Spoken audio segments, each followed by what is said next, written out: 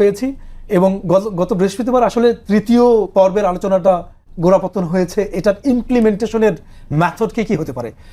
আপনি নিশ্চয়ই জানেন যে জাতীয় ঐকমত্য কমিশন আমাদের সাথেও অনানুষ্ঠানিকভাবেই বসেছিল সব রাজনৈতিক দলগুলোর সাথে, এবং তারা বিশেষজ্ঞ প্যানেল তৈরি করেছে যেখানে আইনজীবী ছিলেন এবং আইনের শিক্ষক ছিলেন, এক্সপার্টরা, তারা মতামত নিয়েছেন। তো সেখানে বিভিন্ন রাজনৈতিক দলের সাথে কথাবার্তা বলে জাতীয় ঐকমত্য কমিশন 6টা বা 7টা খুব সম্ভবত এরকম মেথড তারা লিস্ট করেছেন এবং বিশেষজ্ঞ প্যানেলের সাথে আলাপ আলোচনা করে তারা 4টা মেথড দিয়েছেন। আমি যদি একটু জানতে চাই যে আপনাদের আসলে কোন মেথডটা আসলে এই জুলাই সনদটাকে বাস্তবায়ন করার জন্য কোন অধ্যাদেশ তিনি জারি করতে পারবেন না। যদি আপনি এইভাবে পাঠ করেন যে আমাদের সংবিধানটা পুরোপুরি সমুন্নত আছে, তাহলে তো আপনি রাষ্ট্রপতি অধ্যাদেশ জারি করে সাংবিধানিক কোনো কাঠামোর পরিবর্তন করতে পারবেন না। আর যদি আপনি পাঠ করেন যে পুরো বিপ্লবটা বা গণ অভ্যুত্থান যেটাই বলুন না কেন, এটা রাষ্ট্রের যে কাঠামোগত মৌলিক পরিবর্তন এবং রাষ্ট্রকে পুনঃসজ্জা করার জন্য করা হয়েছে, তাহলে তো এই অনিবার্যভাবেই এই সংবিধানের পরিবর্তন প্রয়োজন। এখন প্রশ্ন হচ্ছে আপনি এটাকে কিভাবে ইন্টারপ্রেট করেন। যদি ন্যারো ইন্টারপ্রিটেশন হয় তাহলে এই মেথডটা পুরোপুরি ফিট ইন করবে না।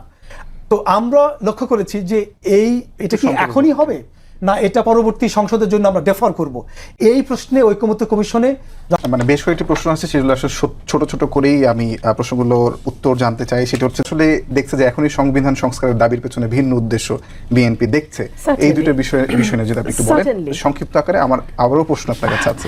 আমার একটা প্রশ্ন আছে, সেটা হচ্ছে আপনার যে সংসদীয় আসন সেটি নিয়ে আসলে বেশ কিছুদিন ধরে ঝামেলা চলছে। আপনি নির্বাচন কমিশনে গেছেন, সেখানে একটা হট্টগোল তৈরি হয়েছিল। সংখ্যা 4 লাখ, তখন একটা ব্যালেন্স করার চেষ্টা করা হয়। 2 হচ্ছে ভৌগোলিক অবস্থা।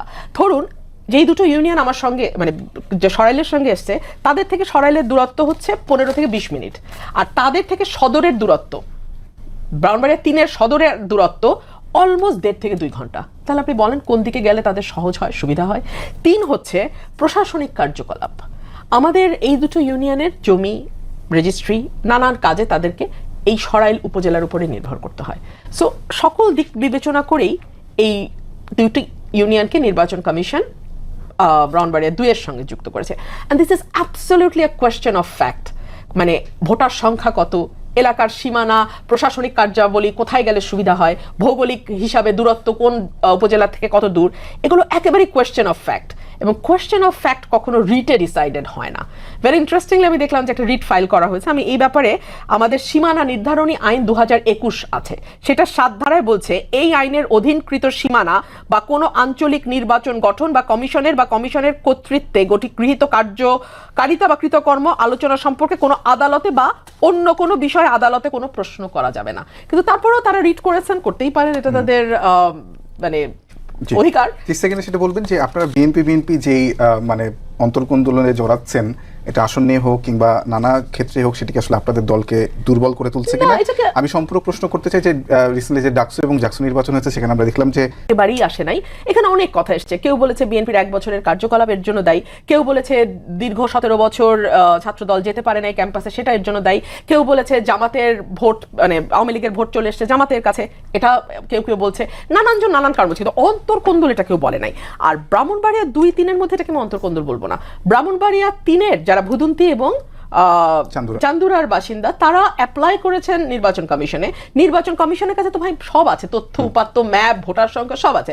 তারা ওগুলো দেখে একটা গণশুনানির আয়োজন করেছে। গণশুনানিতে ব্রাহ্মণবাড়িয়া 3-এ যিনি সংসদ সদস্য মানে হতে চাইছেন, তিনি প্রায় 20-25 জনকে হিয়ারিং করেছেন, কিন্তু ওনার শান্তি হয় নাই।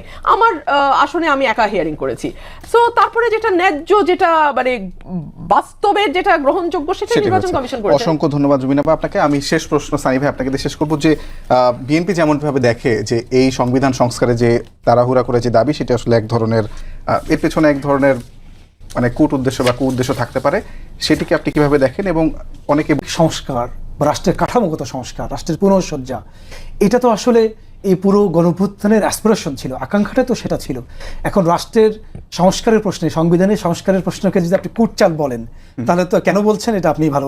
রুমিনা ভাই একটা ইন্টারেস্টিং পয়েন্ট তুলেছেন, যখন আপনারা আসলে প্রধান বিচারপতির কাছ থেকে রেফারেন্স নিয়ে যখন সরকার গঠন করা হয়, তখন স্ট্রিক্ট ইন্টারপ্রিটেশন নেন, হ্যাঁ, যে সংবিধান সমুন্নত আছে, সংবিধানের সব জারি। আমার প্রশ্ন হচ্ছে যে 106-এর মাধ্যমে অ্যাডভাইজারি ওপিনিয়ন নিয়ে গভর্নমেন্ট ফর্ম করেছে, কিন্তু এই সংবিধানের অন্তর্বর্তীকালীন সরকার ইন্টারিম গভর্নমেন্টের আইডিয়াটা কোন প্রভিশনে লেখা আছে? তাহলে এই এই আইডিয়াটা আসলো কোত্থেকে? এটা কি সংবিধান সম্মতভাবে এই অন্তর্বর্তীকালীন সরকারের ফরম্যাট পাওয়া গেছে সংবিধানে? আপনি আমাকে প্রভিশন দেখাতে পারবেন না। এই যে জাতীয় ঐক্যমত্য কমিশন প্রতিষ্ঠিত হয়েছে, সংস্কার কমিশন প্রতিষ্ঠিত, এটা সংবিধানে কোথায় লেখা আছে? আর জাকসু এটা জাতীয় নির্বাচনে ঐতিহাসিকভাবে বা জাতীয় রাজনীতিতে প্রভাব পড়ে, যে যদিও আমি ব্যক্তিগতভাবে আমি মনে করি এটা সঠিক নয়, কারণ একটা